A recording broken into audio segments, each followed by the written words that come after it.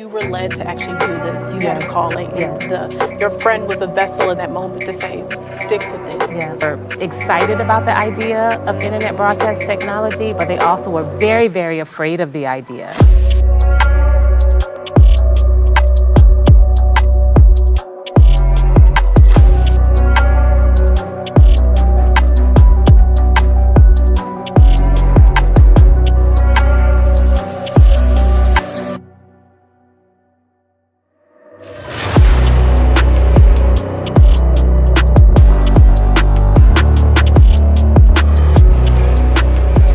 Welcome back to Boss Up. I'm Nicole Jones. In this show, we talk about how to start, grow, and sustain your business.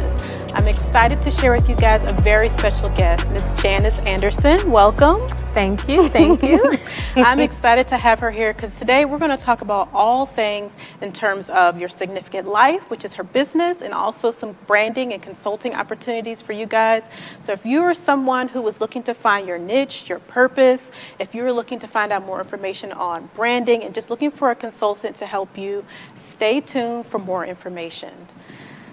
Janice, Yes. Thank you for being here. I'm excited to talk all things great in terms of branding, in terms of finding your purpose in life, what drives you, and being able to hone in on those skills. So tell us a little bit more about yourself, how you got started, and what does that look like? Wow. Well, thank you for having me. And I'm excited to be here. I'm Janice Anderson. And actually, first, I am daughter of the King of Kings and Lord of Lords. Yes. That's something that's important to me to say and note. Secondly, I'm a wife to my handsome husband, Maurice Anderson. I'm the mother of 3 amazing daughters. I parent 3 girls, 3 different generations. Wow. Yes, I have a 22-year-old, a 13-year-old, and in 2 weeks, a 2-year-old. Oh my goodness, that is amazing. Yes. And so those are all the things I do personally, and then I run 2 businesses. My first business, Marua Consulting, where I help visionary leaders build, brand, and expand their visions through marketing, branding, and leadership development. And my most recent baby is just as old as my new baby. Yeah, 2 years, almost 3 years now, is Significant Life, where I have the awesome opportunity to help women of influence learn to live, lead, and serve from an anchored place. Wow, that is amazing. Yeah. You have a lot of great things in the pot right now. The plate is full. Yes, for yes, sure. ma'am. It is definitely full. Well, I'm glad you had time for us today to share more information about your businesses, how you have an impact on the community. So tell us a little bit more about your start. I'll give you the floor in terms of which one came first. Was it Marua or A Significant Life? Yes. But how that plays a part into building your life, building your brand, building your business. I'm sure there's a lot of people that watch this show who are just like, I'm in this place where I want to grow. We've just went through, certain trials and tribulations in life. There's things happening globally. And I'm at the point where I just want to see growth within myself, within my business, because, I feel like I have something to offer into this world. Tell us a little bit more about how you kind of help serve in those different areas with these 2 different businesses. Wow. Well, that's a loaded question. I'll be happy to share. So I started, Marua was the first business. And it's so funny because I got my start very similar to this location. I was a church girl and a corporate girl. So I love Jesus. I love talking. But I love business. Yep. And so I leveraged my corporate training, my education in communication and marketing. And I was doing well in my corporate business. And I was wondering, could I do what I'm doing at work for my church? Right. Yeah, that's exactly how it started. Wow. So I was already a member of the evangelism ministry, and you would wonder, I don't know if you knew this or not, but it was actually at the time, it was Beulah Bible Church under Pastor E. Dewey Smith, and I was leader of the evangelism ministry, yes. So it's safe to say you're an OG. I am an to OG. the household community. Yes, I am. And in that role of leading our team for the evangelism ministry, I was like, what if I use what I do for marketing at my job for church? Yep. And the good thing about Pastor Smith, as long as we were not breaking any laws and as long as we were honoring the integrity of the word, he gave me reign to try new things. And I realized that some of my corporate strategies actually work for spreading the gospel. And I was like, wow. It's like finding gold. It is, because I didn't have to be a new person. Yep. I didn't have to, and so I would want to tell people, you don't have to be somebody new. whatever it is that you want to do, whatever it is you want to create, whatever it is you want to build from where you are right now. And so I didn't go get a new set of skills. I just repurposed the skills that I already had. Yes. And so in repurposing the skills that I already had, I had far much more joy and excitement spreading the gospel than I did, spreading whatever message I was permeating at work. And so it's like, I didn't know it was going to be a business. Let's just say, I didn't know. Actually, if you would ask me, I would have said, I'm not an entrepreneur. I don't want to be an entrepreneur. All I knew is my people were struggling. And my people were God's people. And my people, we were weak at spreading our message. We would say things that no one is saying, like, oh, I want a Holy Ghost explosion. No one's saying that. Nobody says that. That's not a real sentence. What does that even mean? I don't know. That could go over a lot of people's heads. It could. And what was happening is when we were going door to door and we were talking to people, they didn't want to hear church talk. They wanted to know, could you reach me in my heart? Could you reach me in my home? I'm hungry. Our family is in disarray. Whatever it is ailing, And so when we came with the gospel, we had to come with something accessible to them. And that's marketing. That's communication. Marketing is just communicating in a way that is compelling and will compel people to take the action you want them to take or the action that is best for them to take. Yeah. And I realized that's how I trained our evangelism team, and we were pretty doggone effective. Our team was effective at winning people to Christ because we took the guesswork out and the church speak out. And so my next corporate job was actually in a faith-based space. And so I was like, well, I don't have to quit my job because I'm working in a faith space. And I was director of marketing and PR for, at the time, the largest internet broadcast technology service provider to faith-based organizations, which was Streaming Faith at the time. And in that role, I served pastors and Christian leaders all over the globe. I mean, we were helping them to get their message out using internet broadcast technology known as streaming. I'm going to date myself when I say this, but at that time, the only streaming platforms were like MySpace. Oh my gosh. So you were literally at the turning point when a lot of these things were happening digitally. Yes. I mean, I remember we were talking pay-per-click and things were so expensive. And I remember, pastors were excited about the idea of internet broadcast technology, but they also were very, very afraid of the idea.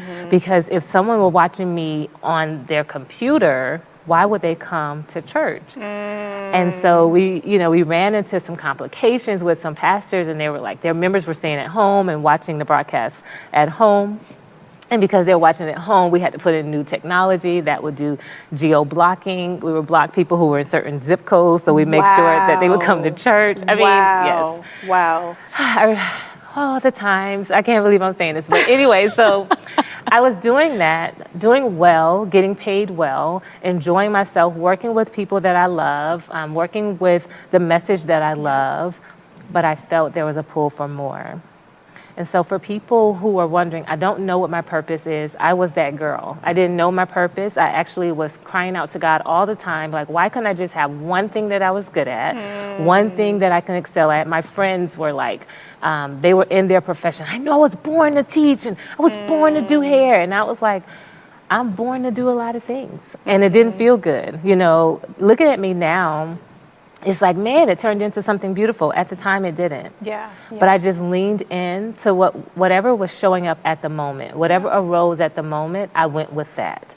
And so I remembered the tug, and I was driving on 75, going to work, coming from Henry County, headed to Marietta. And the Lord was like, it's time to go. And I'm like, go where? Right. Where are we going? Right. I got a corporate card. What you mean? I have a good, listen, I get a cushy job. Listen, right. I get paid every 2 weeks. I have a corner office. I'm traveling. My daughter is in private school and I could afford it. What do you mean go? But he's like, yeah, go. It's time to leave. And I didn't know what that was going to look like. I just knew I felt that pull. I will like to caution everyone who's feeling that pull right now. And I will say this, I didn't jump just because I felt the pull. I didn't. And I'm very excited to say that I had counselors and people who love me that I could share this with. And when I shared, I'm going to leave my job, one of my friends, Mike White, I remember like it was yesterday, he said, okay, You going to quit? I said, yeah, I'm going to put my resignation notice in. I'm going to start a business. You know, I've been working with my coach, and it's time for me to start my business. And he was like, well, you don't have to tell me all of your business, but I just have a couple of questions for you. I was like, okay, what? You know, I'm ready. You ready? What's he going to say? Like, shoot, I'm ready. What are you going to say? There's nothing you can say to deter me from this. And he was like, well, Janice, for as long as I've known you, you said that it's important for you that you pay your daughter's tuition and that you pay your mortgage. I said, yep. He said, financial freedom was important to you. I said, it is. And he said, if you walk away from your job today, do you have enough money to pay your mortgage for 6 months and your daughter's tuition for the next year? Wow. And I said, no. He said, this is what I'm going to tell you. Scripture says, the blessings of the Lord make one rich and add to it no sorrow. You starting this business, I believe it is a blessing from the Lord. But if you walk away today, you will feel sorrow. And I did not want to hear that. Do you hear me? I didn't want to hear it. I was a faith girl. Wow. I love Jesus. I watched him do so many things. Yeah. I mean, me and God against the world, we can do this. He's the one that gave me this idea. But I heeded the counsel. And so I decided that, you know what, I don't have that money in the bank today, but that'll be my goal. I'll make a goal to save 1 year's tuition for Jasmine to go to school and 6 months of my mortgage. Yep. That's what I'm going to do. And when I get the money, resignation notice is going to be turned in. 2 weeks later, one client paid me the equivalent to, 1 year's tuition and 1 year's mortgage. Are you serious? I am so serious. Oh my gosh. I know, and that's how I knew Talk it was about God's obedience. idea. Yes. It was God's idea. Yes. And so what the thing is, I'll tell you this, because it happened like that, and you know, now 15 years later, knowing that is how it started, it gave me the fuel to stick with it when everything went crazy. Yep. Because this was in 2006. Everybody knows in 2007, 2008, the market went, and the first person to go was the consultant. Yeah. Yep. But I knew God called me to this because I had confirmation upon confirmation that this was his idea and not my idea. So that's where it all started. I love it, man. Yeah. That is a testimony. And it's even more of a testament because you've been in this business, like you just mentioned, 15 years. Yes. You were at the time when you developed this at the cusp of a lot of digital technology changes happening. MySpace, Facebook was coming in around that time. Yes. You mentioned the pay per click and that your audience, your clients were trying to get an idea and try to understand, does this technically make sense for my business?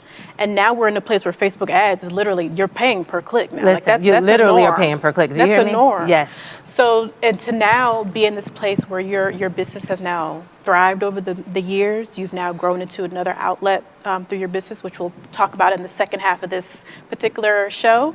But it essentially allowed you to see another wave of changes because of the pandemic and just different things that you sort of had been prepared for at the time of 2006, 2007 with the market crash. And now you see that repeat again years later.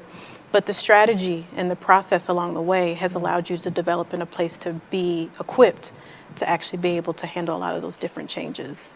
And wow, what a blessing that was to get the first client. Girl, talk about it was unbelievable. I was just like, I can't believe this is happening to me. I'm so excited.